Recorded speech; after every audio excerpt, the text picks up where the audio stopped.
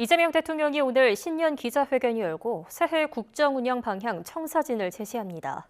이해운 기획예산처 장관 후보자 임명 여부 등 쟁점 현안에 대해 어떤 생각을 밝힐지도 관심입니다. 강진원 기자입니다. 집권 2년 차를 맞은 이재명 대통령이 청와대 영빈관에서 첫 새해 기자회견을 개최합니다. 내외신 기자 160여 명이 참석한 가운데 최소 90분 동안 진행합니다. 용산 대통령실에서 청와대로 온 뒤 열리는 첫 공식 기자회견입니다. 대전환과 대도약을 주제로 열리는 이번 회견에서 이 대통령은 새해 국정 운영 비전을 직접 설명할 거로 보입니다. 수도권 1급 체제가 아닌 지방주도 성장과 일부 대기업이 아닌 중소기업 등 모두의 성장 구상이 우선 거론됩니다. 안전한 일터를 만들겠다는 의지와 K컬처를 미래 먹거리로 육성하겠다는 목표도 담길 거로 예상됩니다. 남북 간 신뢰 회복 조치를 일관되게 추진하고 북미 대화 등을 지원하겠다는 방침도 거듭 천명할 것으로 전망됩니다. 올해에도 페이스메이커로서 북미 대화를 적극 지원하고 남북 관계 복원을 거듭 모색할 것입니다. 쟁점 현안이 많은 만큼 살아있는 이슈와 관련한 질의응답도 오갈 예정입니다. 당장 이해운 기획예산처 장관 후보자 임명 여부에 대한 이 대통령의 생각에 시선이 쏠립니다. 공천원금과 통일교 의혹 관련 특검을 요구하는 야당과의 협치, 검찰개혁과 당청 관계 등에 대한 입장도 관심 가는 사안입니다. 공급과 세제 등 부동산 대책과 고환율, 고물가 등 민생경제 현안 역시 뜨거운 감자로 꼽힙니다. 6월 지방선거 전 드라이브를 걸고 있는 행정통합, 그리고 북한과 더불어 미국, 중국, 일본 등과 외교관계 또한 주요 화두 가운데 하나입니다. 기자들과 사전 질문 조율 없이 이뤄지는 이번 회견에서 이재명 대통령이 국민 통합과 관련해 어떤 메시지를 내놓을지도 주목됩니다. YTN 강준원입니다. 공천원금 1억 원을 받은 혐의로 경찰에 출석한 강선우 의원이 21시간 만에 조사를 마쳤습니다. 강 의원은 성실하게 사실대로 최선을 다해서 조사에 임했다고 밝혔는데요. 자세한 내용 취재기자 연결해서 알아보겠습니다. 최승훈 기자, 강 의원의 조사가 조금 전에 끝났죠? 네, 강선우 의원에 대한 경찰 조사가 조금 전 끝났습니다. 어제 오전 9시에 출석했으니 21시간 만에 귀가한 건데요. 조사는 오늘 새벽 2시 넘어 끝났는데 진술조서를 열람하는데 꽤 많은 시간이 걸린 것으로 확인됐습니다. 강 의원은 경찰서를 나서기 전 취재진들에게 성실하게 사실대로 최선을 다해 조사에 임했다고 밝혔습니다. 또 국민께 심려를 끼쳐드려 다시 한번 죄송하다며 남아있는 수사에도 지금처럼 최선을 다해 사실대로 임하겠다고 강조했는데요. 경찰은 강 의원이 실제로 1억 원을 받았는지 전달 경위 등을 캐물은 것으로 전해졌습니다. 강 의원이 이렇게 경찰 조사를 받은 건 김병기 의원과 돈 처리 방향을 논의하는 내용의 녹취가 공개된 지 22일 만입니다. 첫 소환이었던 데다 당사자들 진술이 크게 엇갈리고 있어 조사가 길게 이루어지고 있는 것으로 보입니다. 앞서 강 의원은 조사 시작 전 포토라인에 서서 원칙을 지키는 삶을 살아왔다며 사실상 혐의를 부인했었는데요. 먼저 조사를 받았던 김경 서울시 의원이나 강 의원의 보좌관이자 당시 사무국장이었던 남모 씨 진술과는 크게 엇갈린 겁니다.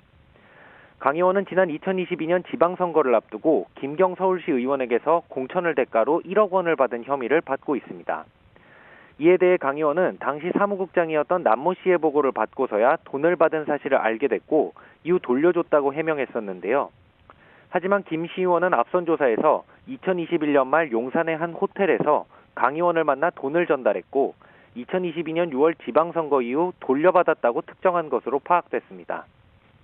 남 씨 역시 강 의원이 김 씨 의원에게 받은 1억 원을 전세자금으로 사용한 것으로 안다고 진술했다고 전해졌습니다. 이렇게 핵심 인물들의 진술이 엇갈리고 있는 가운데 경찰은 강 의원을 다시 소환할지와 함께 관련자들에 대한 영장 신청 여부를 검토할 것으로 보입니다. 지금까지 사회부에서 YTN 최승훈입니다.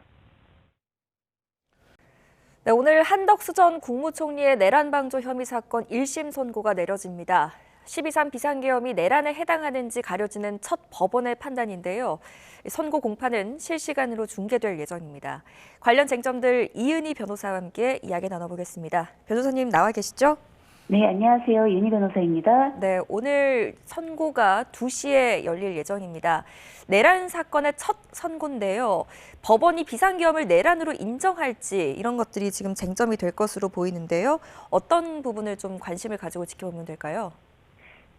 지난주에 이제 윤 전 대통령 첩보방해 사건에 이어서 이제 오늘 이제 선고가 있을 건데, 이 사건 같은 경우가 지금 말씀 주신 것처럼 내란 사건에 대해서는 사법부의 이제 첫 선고입니다. 그렇기 때문에 이제 앞으로 이런 내란 우두머리죄, 내란 중요 의무를 종사했느냐 하는 관련자들의 사건에 대해서 사실은 영향을 직접적으로 줄 수 있는 상황이기 때문에 오늘 가장 크게 이제 지켜봐야 될 지점들은 내란 여부에 대한 인정, 내란의 성격에 대해서, 그리고 다른 하나는 오늘 이제 한 전 총리가 가장 중요하게 받고 있는 혐의가 이 내란에 대해서 기여했느냐, 그래서 이걸 강조하거나 중요 임무를 종사했느냐, 이 부분이 인정될 거냐, 그래서 이렇게 두 가지 부분이 가장 큰 쟁점이 될 것으로 보입니다. 네, 그렇다면 오늘 선고에서 특히 주목해서 봐야 할 판결 문구나 또 표현 이런 것들이 있을까요?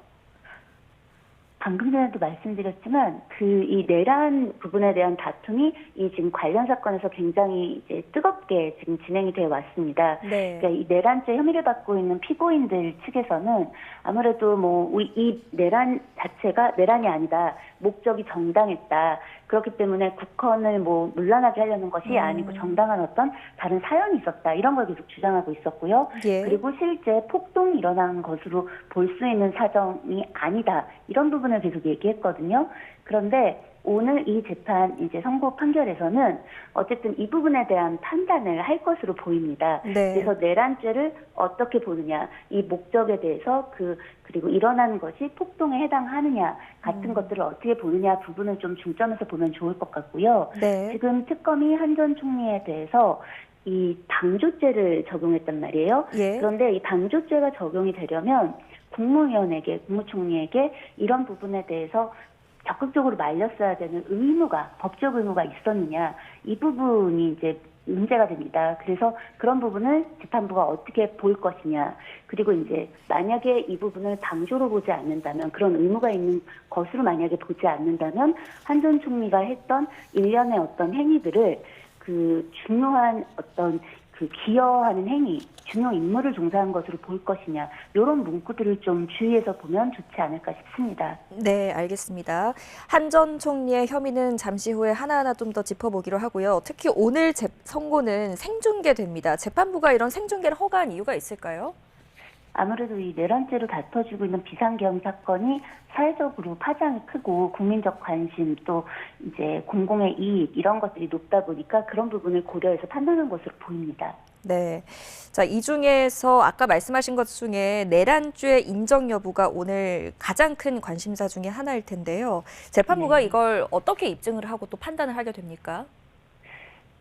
현재 기소된 어떤 행위를 보면 한 전 총리 같은 경우는 지금 국무위원들을 소집해서 회의를 해야 되는데 이런 부분들에 대해서 그렇게 하지 않도록 해서 기여했다라든가 이런 지점들, 그리고 이제 이 방조죄와 별개의 혐의로 이제 기소된 거에 보면은 사후 계엄문 같은 것들을 작성했다가 또 이제 임의로 폐기하고 이후에 이제 탄핵 심판 관련해가지고 헌재에 나가서 이 위증을 하고 이런 일련의 행위들이 있었습니다. 네. 이런 것들은 비상계엄 이 행위 자체를 좀 정당화하거나 이런 것들이 유지되도록 하는 거에 비상계엄 직전과 직후에 기여한 행위들로 볼 수 있는 부분이 있는데요. 네. 이런 부분들을 종합적으로 판단했을 때 이걸 내란죄에 대한 방조죄로든 내란에 대한 중요 임무를 종사한 거로든 볼 것이냐, 이런 부분들을 좀 중요하게 볼 것 같습니다. 네, 오늘의 판단은 한덕수 전 총리 개인에 그치지 않고 당시에 함께 있었던 다른 국무위원들에게도 영향을 미치게 될 텐데,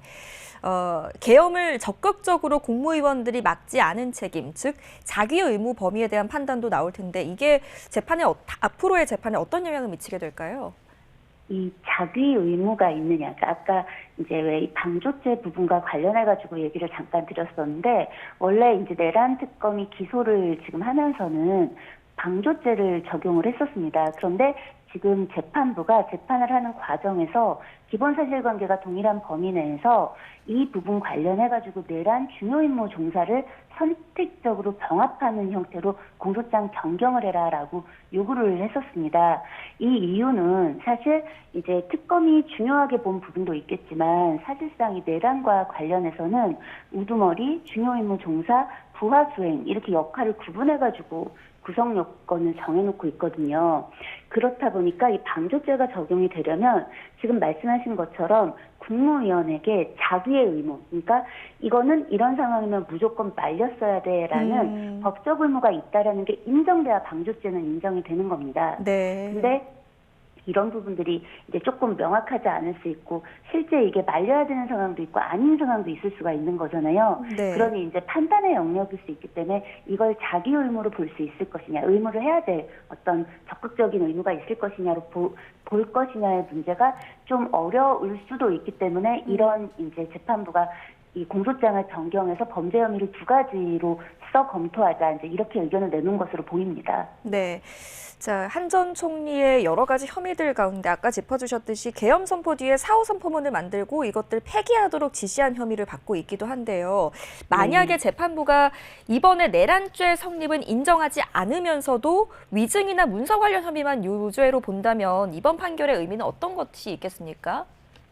지금 허위 공문서를 만들고 임의로 폐기한 건 분명한 사실이고 네. 이 부분에 관련해가지고는 윤 전 대통령 체포방해 그 1심 그 사건에서도 지금 이런 부분들에 대해서 이게 국무위원들의 뭐 이제 심의권이 이렇게 침해가 되었다든가 이렇게 서명까지 했던 계엄 선포문이 허위로 작성된 공문서라든가 이게 임의로 폐기한 것들은 잘못된 거라든가 이런 것들은 이미 판단이 1차적으로 된 상황입니다. 그래서 만약에 이제 내란죄에 대해서 방조 혐의나 중요 임무를 했다라는 게 인정되지 않는다 하더라도 오늘 한 전 총리에 대해서 전체적으로 뭐 무죄가 나올 확률은 거의 전무하다라고 이제 볼 수 있는 상황이고요. 네. 사실상 만약에 이 내란죄에 대해서 이 내란과 관련된 혐의에 대해서 설령 무죄가 나온다 하더라도 네. 이런 지금 나머지 혐의들 사후 선포문 뭐 작성하고 폐기하고 뭐 탄핵 심판에 가가지고 위증을 하고 했던 이런 여러 가지 일들은 유죄 외에도 이 비상계엄에 대해서 일정 부분 기여했다라는 어떤 그런 사실 자체를 내포하고 갈 것이라는 이런 평가를 받게 될 것이라는 이제 부분은 뭐 바뀌지 않을 것으로 보입니다. 네. 자, 윤 전 대통령 탄핵 심판에서 한덕수 전 총리는 위증을 한 혐의도 받고 있는데요. 이게 네. 오늘 1심 선고에 어떤 영향을 미치게 될까요? 한 전 총리는 이제 헌법재판소 탄핵 심판에서 담화문을 본 적이 없다. 뭐 이제 이러면서 나는 계엄 선포문을 인지하지 못했다라는 취지로 증언을 했었고 예. 이게 이제 위증이라는 건 본인이 이제 특검에서 조사를 받으면서도 인정을 했던 것으로 보입니다. 그랬죠. 결론적으로 보면은 오늘 이제 이 재판에서 다뤄지고 있는 모든 일련의 행위들이 사실은 이 위증을 포함해서 이 윤 전 대통령의 이 비상계엄 행위를 사실상 지지하고 뭔가 이런 것들이 문제되지 않고 끝나게 하는 결론적으로는 그 비상계엄에 기여하는 행위들이거든요. 그렇기 때문에 이 위증 혐의 인정 부분도 사실상 이게 의미하는 바는 단순히 위증을 했다가 아니라 이 한 전 총리가 이 비상계엄의 어떤 일정 부분 관여하고 기여했다라는 걸 보여주는 그런 대목이 될 것으로 보입니다. 네, 이 문서와 진술뿐만이 아니고 또 당시의 상황을 보여주는 물적 증거도 재판의 분위기를 바꾸는 요소가 될 텐데 CCTV 증거물을 말씀드리는 겁니다. 내란 특검 수사 과정에서 확보돼서 재판에서 공개됐던 CCTV 영상 이번 선고에 어떤 영향을 미칠까요? 그 당시에 이제 한덕수 전 총리는 비상계엄 선포 당일에 대통령실에서 계엄 관련 문건을 보거나 받은 기억이 없다라고 진술을 했었습니다. 그렇죠. 그런데 네. CCTV 영상이 이제 나온 거죠. 그래서 그 CCTV 영상을 보면 굉장히 좀 평온하고 뭐 웃고 있고 뭔가 대화를 하고 있고 뭔가 서류를 서로 이제 이렇게 주고받고 있는 그런 어떤 것들이 담겨 있습니다. 네. 여기에 이제 목소리가 녹음되어 있지는 않은데 그것 때문에 이제 아마 이런 부분에 근거해서 한 전 총리 측에서는 만류했다. 이게 목소리가 이게 지금 뭐 나오지 않아서 이렇게 뭐 보여지지 않을 뿐이다라고 얘기를 하고 있지만 사실상 보여지는 어떤 모습이 문건을 가지고 오히려 대화를 나누고 독려하고 이제 이런 모습이라서 이런 것들을 이제 여러 진술들과 함께 이제 조합을 해서 본다면 재판부가 충분히 사실관계를 인정할 것으로 보이고 한 전 총리가 하는 주장이 받아들여질 가능성은 굉장히 낮을 것으로 보입니다. 네. 게다가 이제 이렇게 어떤 부분들을 주장할 때 그 객관적 증거에 반하는 어떤 주장을 하고 그게 이제 주장하는 객관적 증거로 깨지는 상황은 재판부에서 이제 피고인의 주장을 굉장히 신뢰하지 않게 하는데 큰 영향을 주게 됩니다. 그래서 네. 이런 부분들도 그런 역할을 했죠. 오디오는 들어가 있지 않지만 보여지는 모습만을 가지고 재판부가 어떻게 판단할지는 오늘 한번 지켜보도록 하겠습니다. 이처럼 여러 가지 증거들이 쌓이면서 특검이 요구한 형량이 과하냐 또 적절하냐에 대한 논쟁도 자연스럽게 계속되고 있는데요. 특검은 결심 공판에서 징역 15년 구형했습니다. 그 배경은 뭐라고 보십니까? 특검은 이제 이 구형을 하면서 국가 국민 전체가 피해자인 사건이다. 대한민국 민주주의에 대한 테러 사건이다. 이제 이런 규정을 이제 하고 들어가요. 그러니까 이 내란죄 부분을 굉장히 이제 내란의 성격과 거기에 대한 기여를 하는 행위들이다라는 것에 굉장히 방점을 찍고 있는 거거든요. 네. 그렇기 때문에 이 부분에 대해서 15년 구형을 이제 한 것이고요. 그래서 그 한덕수 전 총리가 계엄 선포를 막을 수 있는 유일한 지위에 있었음에도 계엄 선포 전후로 내란에 가담했다. 이제 이렇게 보고 있는 거죠. 그래서 오늘 이 이제 구형에 대한 이 양형 부분에서는 결국 이 양형의 부분에 결과적으로 어떤 형이 나올 것이냐에 가장 큰 영향을 미치게 되는 건 내란죄에 대한 부분을 어떻게 인정하느냐에 따라서 좀 크게 달라지지 않을까 생각이 듭니다. 네, 한덕수 총리는 계엄을 막지 못했을 뿐이지 가담은 하지 않았다라고 주장을 했는데 역시나 아까 짚어주셨듯이 법원이 어디까지를 방조로 볼지가 관심일 것 같네요. 네, 맞습니다. 그 부분이 가장 관건이 될 것으로 보입니다. 네. 자, 윤 전 대통령에게 사형이 구형된 직후에 한 전 총리의 일상 사진이 공개되기도 했는데요. 이게 여론에 어떤 좀 부담이 될까요? 사실은 이제 그 사진 한 컷이 혹은 사진 영상 이런 것들이 보여주는 것들이 일상을 산 건지 뭐 무심한 건지 혹은 수감될 수 있으니까 뭐 하고 싶은 것들을 미리 하고 있는 건지 사실 그 사진이나 영상을 통해서는 알 수가 없습니다. 네. 그리고 그걸 통해서 뭐 이게 어떤 중요한 문제라든가 이게 어떤 걸 시사한다라고 추단하기는 좀 어려운 것 같고요. 다만 이런 부분들에 있어서 최근에 관심이 이제 이렇게 집중될 정도로 사실은 이제 한 전 총리가 한 진술들 그런 부분에 대한 불신 뭐 그런 것들이 되게 크고 이런 부분에서 한 전 총리도 자신이 했던 어떤 행위들이나 그 행위들의 무게에 대해서는 다시 한번 돌아보는 계기가 되면 좋지 않을까 싶습니다. 네. 자, 결론적으로 오늘 선고는 윤 전 대통령 재판 선고에도 구체적으로 영향을 줄 텐데 어떤 영향을 줄 거라고 보십니까?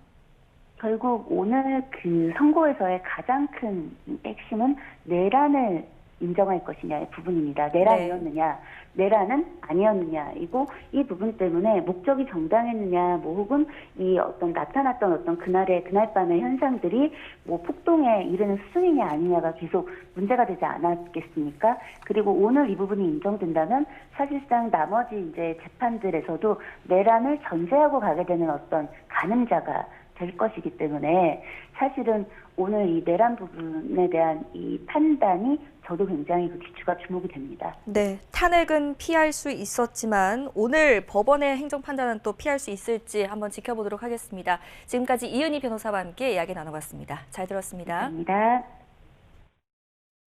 정부가 광역지자체 행정통합 지원 방안을 내놓으면서 사실상 중단됐던 대구 경북 통합에 다시 불이 붙었습니다.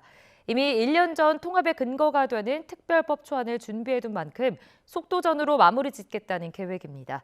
이윤재 기자가 취재했습니다. 4년간 최대 20조 원 수준의 파격적인 재정 지원 방안을 마련하겠습니다. 통합특별시에는 서울시에 준하는 지위를 부여하겠습니다. 정부의 파격 지원 방침에 광역지방정부의 행정통합 불씨가 되살아났습니다. 당장 대구와 경북 수장이 1년 3개월 만에 마주 앉았습니다. 정부 지원을 놓치면 지역 발전 기회를 잃는다는 절박함에 다시 만난 겁니다. 행정통합은 이러한 기울어진 운동장의 판을 바꾸는 획기적인 정책이라고 생각이 됩니다. 대전 충남, 광주 전남이 통합에 발벗고 나서면서 경쟁에 뒤처질 수 있다는 위기의식도 배경 중 하나입니다. 대전 충남이 먼저 나가면은 우리는 그보다 훨씬 뒤떨어진 도시가 됩니다. 대구와 경북은 공동 추진단을 만들어 지난 2020년부터 추진해온 통합 논의를 기초로 세부 계획을 매듭지을 방침입니다. 통합 논의는 저희가 제일 먼저 시작을 했던 부분이라 정부에서도 적극적으로 환영을 한다는 입장이었고 2월까지는 지금 한 달여 남았습니다만 법 제정 절차까지 좀 같이 좀 마무리되도록. 다만 대구시장이 공석인 상황에 권한 대행이 정무적 결정을 하기 어렵다는 점, 또 5달도 남지 않은 지방선거 일정은 부담입니다. 경북 북부 지역의 반대와 경북도의회 동의 문제도 당장 풀어야 할 숙제입니다. 통합 지역 내의 균형 발전, 이거 매우 중요합니다.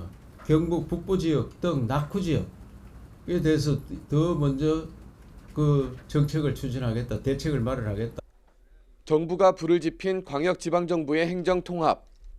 한뿌리임을 강조한 대구시와 경상북도가 통합의 걸림돌을 걷어내고 속도전을 펼쳐 지방선거 이전에 하나의 도시로 거듭날 수 있을지 주목됩니다. YTN 이윤재입니다. 네, 다음 소식입니다. 애초에 가자지구 전후 관리를 위해 추진했던 평화위원회가 그린란드 문제에 이어서 또 다른 국제적 갈등의 불씨가 되고 있습니다. 트럼프가 무소불위의 권한을 가지고 모든 국제 분쟁에 개입하겠다는 구상을 드러낸 건데요. 반발이 당연히 잇따르고 있습니다. 유토건 기자입니다.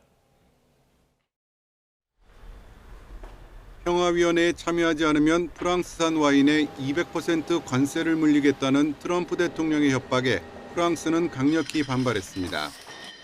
애초 설립 취지와 달리 모든 국제 분쟁에 개입해 유엔을 대체하려는 의도라고 비판했습니다.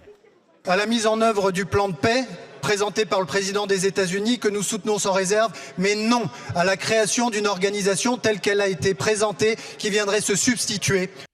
프랑스에 이어 노르웨이도 공식적으로 불참을 선언했습니다. 이스라엘에선 극우 진영을 중심으로 불만이 터져나오고 있습니다. 평화위원회 자체에 반감이 있는 상태에서 카타르와 튀르키예를 참여시킨 게 빌미가 됐습니다. 우크라이나는 전쟁 중인 러시아, 그 동맹국인 벨라루스와 함께할 수는 없다고 선을 그었습니다. 운영 방식도 논란이 되고 있습니다. 종신의장을 맡게 되는 트럼프 대통령은 혼자서 결의안과 지침을 채택할 수 있고 산하기구를 신설하거나 해체할 수도 있습니다. 사실상 트럼프 대통령의 외교 클럽이라는 비아냥이 나오는 이유입니다. Задуман и анонсирован таким образом, что все должны подчиняться Соединенным Штатам. Это такая ситуация, которую сейчас, наверное, Вашингтон. 트럼프 대통령은 다보스 포럼 기간 평화위원회 서명식을 개최할 예정이지만 초청받은 60여 개국 가운데 공개적으로 수락 의사를 밝힌 나라는 소수에 불과합니다.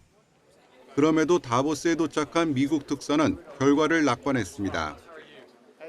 I think we have overwhelming support. Overwhelming. Everybody believes that this is the pathway to bringing people together. 하지만 그린란드 사태로 미국과 유럽의 갈등이 격화하면서 평화위원회가 순항할 가능성은 더욱 희박해졌다는 관측이 우세합니다. YTN 유토건입니다. 끝으로 출근길 날씨 살펴보겠습니다. 어제에 이어 오늘도 강력한 한파가 계속되고 있는데요. 야외에 나가 있는 기상캐스터 연결해서 알아보겠습니다. 원희다 캐스터. 네, 서울 홍대 거리에 나와 있습니다. 네, 이제 본격적인 출근길인데요. 어제도 종일 추웠는데 오늘 아침 얼마나 춥습니까? 네, 오전 8시를 향해 가는 지금 현재 서울 기온은 영하 12.1도로 올겨울 최저 기온을 경신하고 있습니다. 찬바람의 차감 온도는 영하 16도 선까지 떨어져 있는데요. 한기가 켜켜이 쌓여가며 어제보다 추위가 조금 더 강해진 상황입니다. 출근길에 오른 시민들도 중무장을 한 채 이틀째 이어지는 한파를 막아서는 모습입니다. 네, 오늘부터는 눈이 내리는 지역도 있다고요? 네, 그렇습니다. 강한 한기가 서해상을 지나며 눈구름이 만들어졌습니다. 호남 서해안과 제주도를 중심으로는 점차 대설특보가 확대될 것으로 보여 대비가 필요하겠습니다. 현재 경기 북동부와 강원, 충북과 경북 곳곳에는 한파경보가, 서울 등 그 밖의 대부분 지역에는 한파주의보가 발효 중입니다. 오늘 아침 강원도 화천 광덕산의 기온이 영하 21.8도로 전국에서 가장 낮고요. 체감온도는 무려 영하 30도 아래로 곤두박질했습니다. 그 밖의 지역도 한기가 내륙 깊숙이 파고들며 현재 춘천 영하 15.1도, 청주와 대전, 안동 영하 9도 안팎까지 내려가 있습니다. 한낮에도 서울 영하 5도, 전주 영하 2도에 머물며 어제보다 추운 날씨가 이어지겠습니다.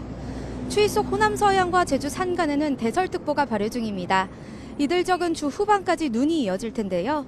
우선 내일까지 제주 산간에 최고 25cm 이상, 호남 서해안에 10cm 이상의 많은 눈이 내리겠고요. 특히 내일 오전까지 시간당 1에서 3cm 안팎의 강한 눈이 집중되겠습니다. 빙판길 사고와 비닐하우스 붕괴 등 피해 없도록 주의하시기 바랍니다. 이번 주말 정도까지는 영하 10도 안팎의 강추위가 지속하는 가운데 내일은 서울 아침 기온이 영하 14도까지 떨어지며 이번 한파가 절정에 달할 전망입니다. 대설이 예고된 서해안과 제주도를 중심으로는 차츰 강풍특보도 확대될 것으로 보입니다. 시설물 관리와 안전사고에 각별히 유의하시기 바랍니다. 지금까지 YTN 원희다입니다.